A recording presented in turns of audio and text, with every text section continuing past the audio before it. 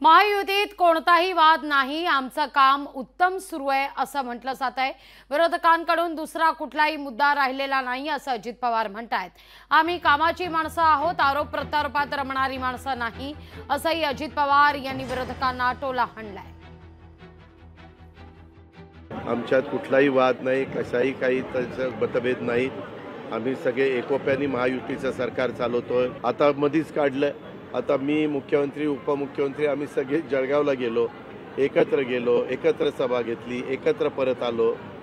आता हा विरोधकांना दुसरा कुठला मुद्दा राहिलेला नाही म्हणून अशा पद्धतीचा बदनामी किंवा लोकांच्या मध्ये कारण असताना समरावस्था निर्माण करण्याचं काम कोणी करत असेल तर नाईलाज आहे।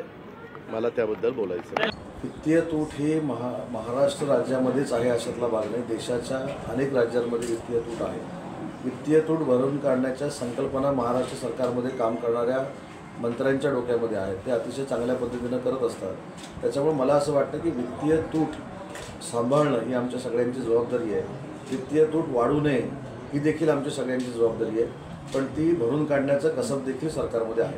ही प्रोसिजर आहे, त्याच्यामध्ये वाद करायचं म्हणून सांगितलं। बाकीचे जे महाराष्ट्रातले नेते आहेत त्याच्यापेक्षाही परिपक्व नेते आहे, हे सूत्रवृत्त काही नसतं, अतिशय कॅबिनेट चांगल्या पद्धतीनं चाललेली आहे।